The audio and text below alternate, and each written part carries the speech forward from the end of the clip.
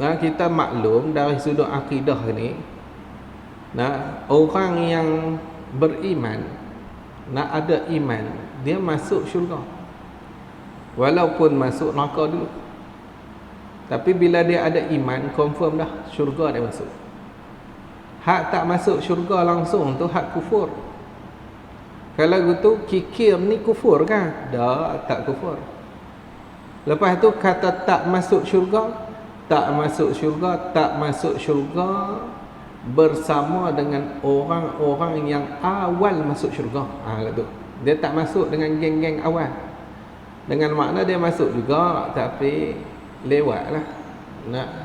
Maksud dia ada tempat dia nak kena singgah lah. Bukan R&R lah. Kalau R&R tu rehat dan rawat. Hak ni azab dulu. Azab dia bukan rehat.